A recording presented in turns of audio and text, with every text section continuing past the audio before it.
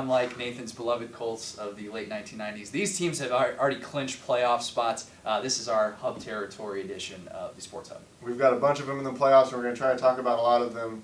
We've already talked about Kearney High and Kearney Catholic. Check out this video right here, or maybe here. Maybe somewhere up there. Somewhere up here. But we don't have any teams in Class B, so we're going to jump right to Class C1, headlined in the West bracket by number 1 Cozad. How about Cozad? Really emerged this year in C1, and it's been about Jake Paulsen, their star tailback, all-state tailback. He has really gotten it going this year. Cozad's going to get a good matchup in that first round for them. They're going to take on number 16 Minden, a team that they beat just 2 weeks ago. They beat the Whippets 48-7 in a game that Jake Paulsen just went off. He had 213 yards in that game, 3 touchdowns. Haymakers rushed for 427 yards in that game. So Minden definitely has its work cut out for itself. They're the number 16 seed coming into this one. In order to pull off a major upset, they're going to need to get a big-time performance out of Quinn Rutt. That guy's going to have to do it on both ends. He is such a sure-handed tackler, but really he's going to have to break free on some of those big gainers offensively. That's not going to be easy going against Jacob Stahlbomber and Alex Weverka, of course, on that Cozad defense. So could be an interesting one in that first game, but definitely a tough task for the Whippets to come in and make a statement. We're also going to have Broken Bow is going to be taking on GICC. Broken Bow, the number 5 seed. They're coming into this riding a 5-game winning streak. Really an impressive stretch here that they're allowing 4 points a game. Just 4 points a game. Their defense is stepping it up. They're going to have to stop Grand Island Central Catholic's Alex Allen. He can really throw the ball. They have 6 receivers right now that have double-digit receptions.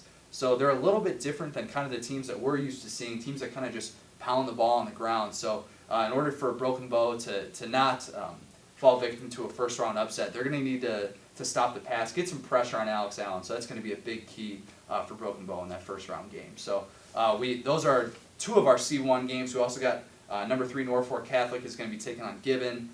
As we've already talked about, Kearney Catholic taking on Ord. And then in C2, we only have 1 game.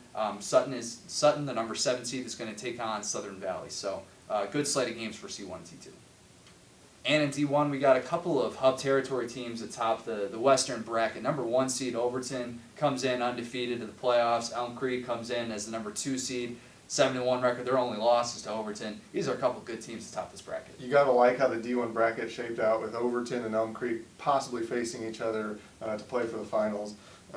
These are probably the 2 best teams in our area for D1. Yeah. Overton, their only game where they didn't win by more than 32 points was against Elm Creek, and they won 20-13 a few weeks ago. Potential rematch here. Potential rematch, and that would be a fun rematch. These are 2 good teams, electric teams.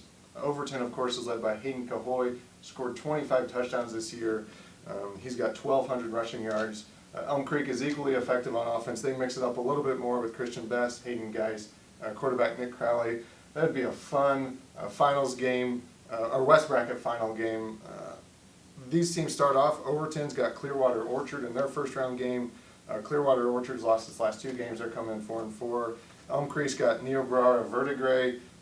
Say that 10 times fast. I know. I had to practice that one. This team started 4-0, but they've really struggled as they hit the meat of their schedule. So both Elm Creek, Overton could be a really fun route to the playoffs, especially if they meet each other in that West final. We got Arapahoe and North Central also in D1. Arapahoe came into this year looking to kind of fill some of those roles at their skill player positions, and they appear to maybe have found a little bit more of their mojo offensively.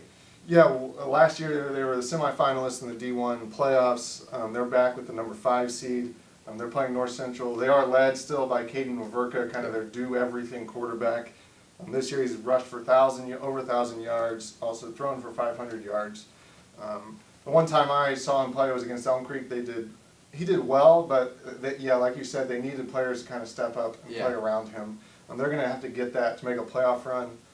They could potentially be facing in a couple games Overton, which they hit a tough part in their schedule when Arapahoe lost to Overton and Elm Creek. So they're going to have to step it up if they want to make it past Overton, kind of have a repeat run as they did last year. That was really such a tough district. Another team in that district, Twin Loop, they got the number 4 seed. They're going to be taking on Alma in that first round game. Hemingford has the number 3 seed. They'll be squaring off with Franklin.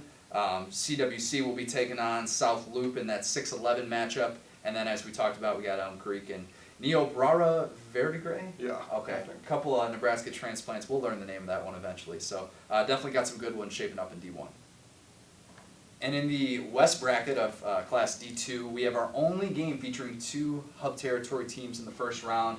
Loomis, number 4 seed, is going to take on number 13 Bertrand. This is a kind of a fun matchup, and Loomis has really been rolling as of late. Yeah, not only is it a Hub Territory matchup, but it's a District 7 matchup from Class D2. This is one of the most fun districts in all of D2. In regular season, Loomis won this game 34-14. They went undefeated and won the district. Loomis's only 2 losses are to number 1 Wallace and number 5 Amherst. So they're playing well.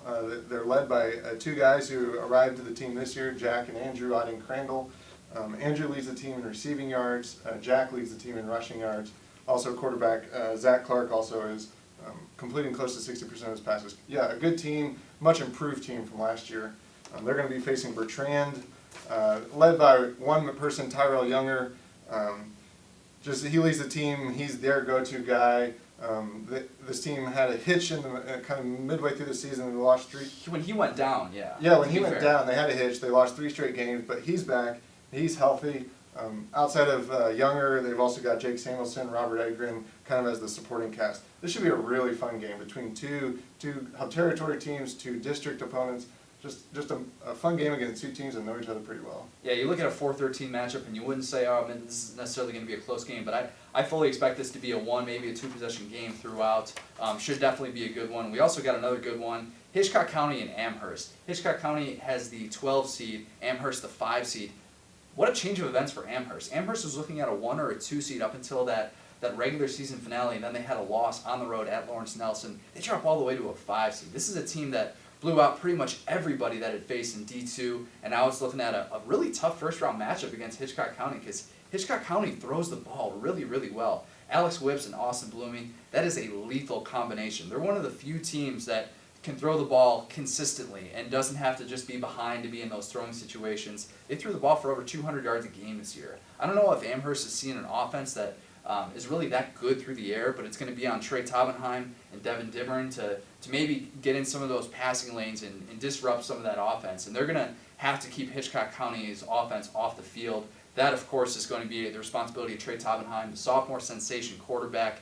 He has really had a nice year, not only throwing the ball, but rushing the ball. And Devin Dibbern, same thing on offense and defense. Those 2 guys really are the key that kind of makes Amherst go. So Broncos, we're looking at possibly looking to make that step into the very upper echelon of D2, but just not quite there with the 5 seed. And now if they get 1 win, they got the winner of Bertrand Loomis in the next round. So Could be a couple interesting matchups there. We also got number 7 Elwood is going to take on number 10 Medicine Valley. We also got number 2 Shelton. They will take on Sandhill Sedford. Elwood may be playing without a couple of their starters. So Elwood could, so that 7 seed, yes, based on regular season, but that should be a really interesting first-round matchup. We got interesting first-round matchups galore. Hey, it's the playoffs. It's the playoffs. You got to love this time of year. The best come to play.